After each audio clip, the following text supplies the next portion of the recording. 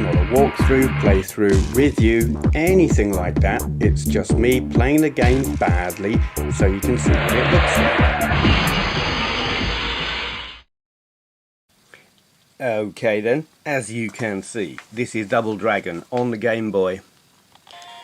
This is one of the first games I ever played on the Game Boy. In fact, it's the second game I ever played on the Game Boy after Tetris. And I love it. I don't know why. I'm not really a fan of Double Dragon on any system other than the Game Boy. I mean, I don't mind it, but it's on here that I just love it. And I think it's the first time I encountered that really cute twee kind of music, sound effect and whatever. And it just...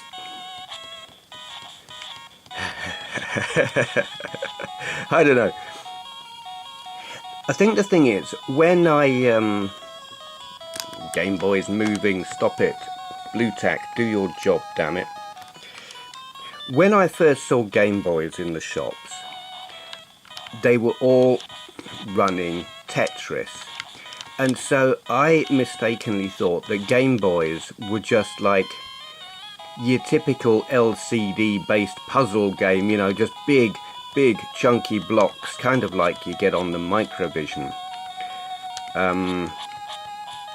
And I couldn't understand why they were so damned expensive when, you know, you could pick up things like that for 20 quid or whatever. And here was this big, fat, chunky, blocky, graphic-based puzzle thing for 100 quid. And I was like, what the hell, they're having a laugh. Why is this so popular? And I didn't pay them any attention for a while after I saw them, you know, in the shops with Tetris. And then I finally played one, and this was on it, and I was like, oh my god, I have misjudged them greatly. Because this is great. Ah, you bugger. Missed it. Yeah. I mean, there's nothing big and clever about this game, really. It's, pacing-wise, it's very pedestrian. You just, like, walk around, punch people. Oh, I forgot you could do that. Punch people, kick people, get beaten up, kick women in the stomach, that sort of thing. But it's just right in terms of pacing and the graphical style and everything. It is perfect for the Game Boy. I'm not good at it. I've never got very far at it. Don't care. You know, I'll play the first couple of levels over and over and over. No problem. Oh, you bugger.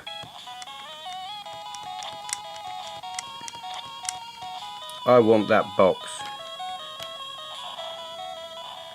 Is it going to be that big geezer? No, it's not. Can I carry this through here? Oh dear. I know I've beaten this guy, but I don't remember how you do it. Is it a case of stay close to him? Oh, staying close is perhaps not a good idea.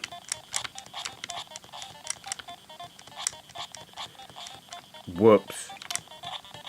Oh, God. He beat the crap out of me. Can't remember. Do not remember how to beat this guy. I know I've done it. But it was a long while ago. Is it stay further away from him? Maybe. I'm failing at that as well. Here we go, I'm going to die. I love that music. There we go. I'm going to stop there. I mean, that's pathetically poor in terms of the length of the video, but I'm not going to be able to get past this guy because I've forgotten how to beat him, and it's going to take me a little while just to remember how to do it. Run away. Maybe he'll have a heart attack while chasing me. Not at this rate.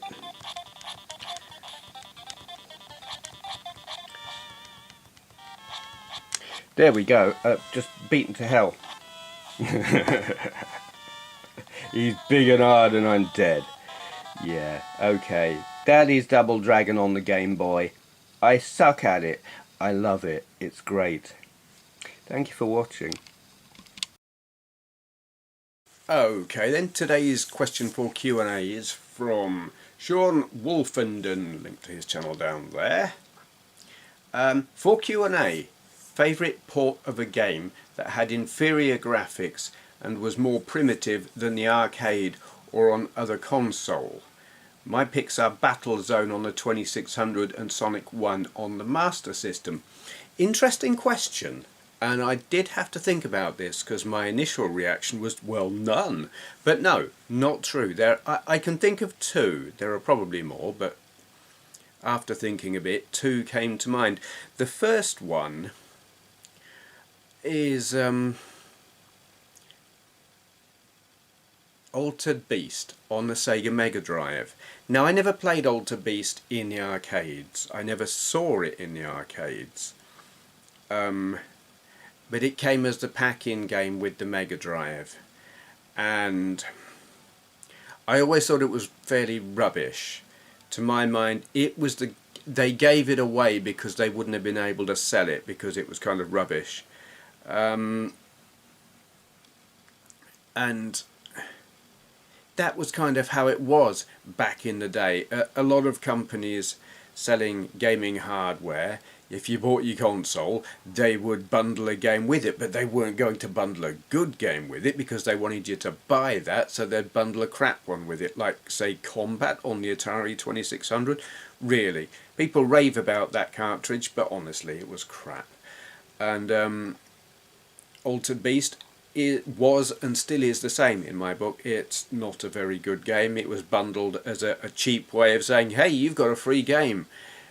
But, you know, it's like it should have been in the bargain bin, really. But, as I said, I hadn't played it in the arcades, but I've played it since then, like arcade versions on MAME and arcade compilations on more advanced systems than the Mega Drive that are running the, running the arcade ROM. And yes, the arcade version is superior.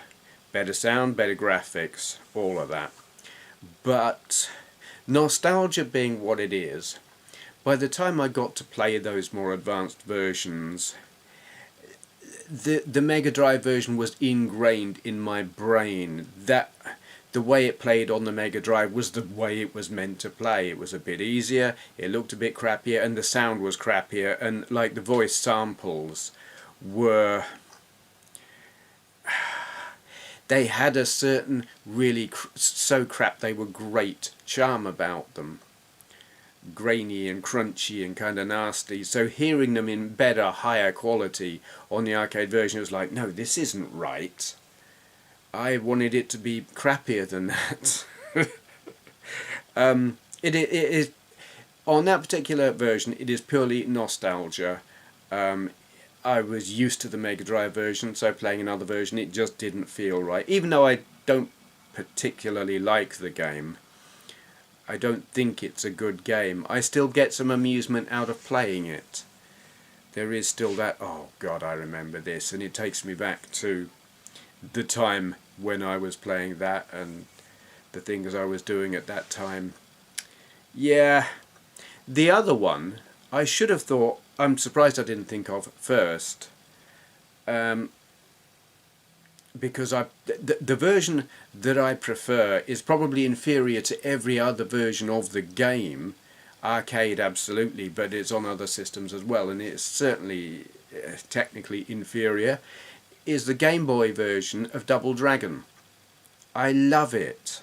I'm crap at it. I've got a recording of it. I don't think I've uploaded it yet, have I? Maybe it's the one I've uploaded with this video, not sure. It's a Game Boy video today, so maybe I'm going to say maybe I'll do that one, upload that, but you already know if I did. Yeah, something about it, it's the audio as much as anything. It was the first game other than Tetris that I ever played on the Game Boy, and the music on it in particular. It's just how, again, it got ingrained on my memory. I'm hardwired. I expect to hear it that way, and if I hear it any other way, it seems wrong. But more than just that, it made me really like the way the Game Boy sounded, the kind of music that came out of that tiny little speaker. I came to really like that kind of sound because of that game. In fact, I'm hearing it now as I'm talking about it. I can hear the music for that game. Memory and music is a weird thing. This is a completely unrelated story, but I'm going to tell it now. This morning, when I went to work... No, wait. We'll start at the start. My phone, and I'm sure every other Android phone and maybe iPhone and whatever, when you play music on them, whatever tune was playing, when you stop the music and turn off the music playing app, whatever tune was playing, when you start it up again, unless you tell it to do something different, it carries on with that particular piece of music. It just picks up where it left off. Keep that in mind.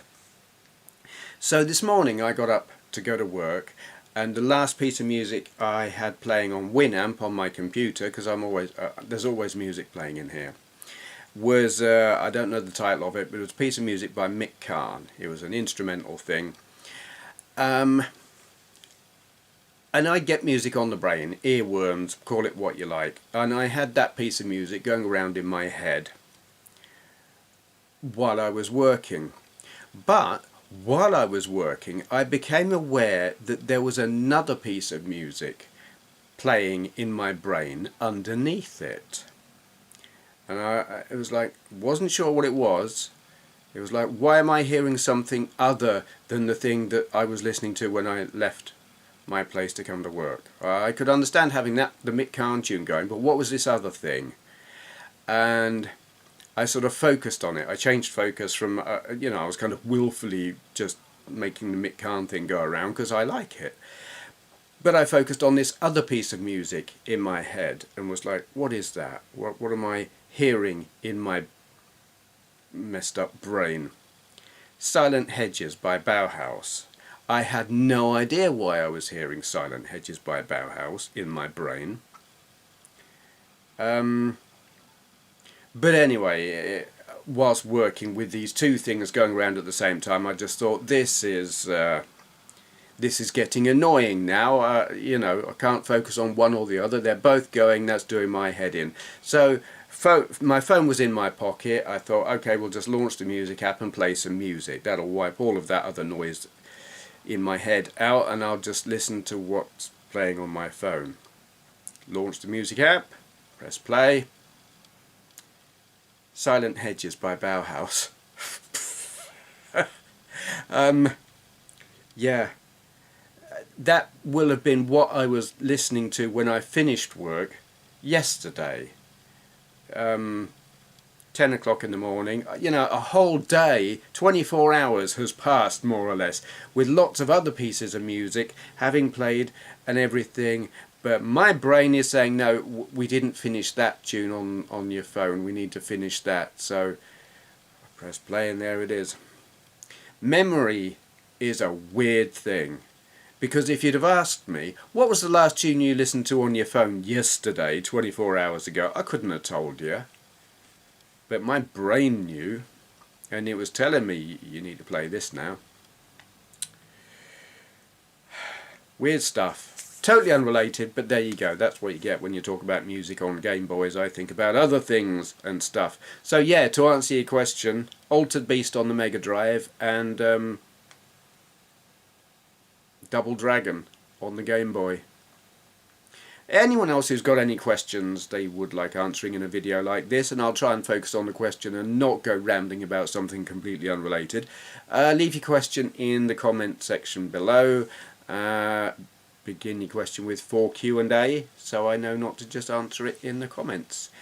And thank you for watching. So look, just subscribe to this Benway chap and we can all go home. I'll have a glass of claret and, bollocks.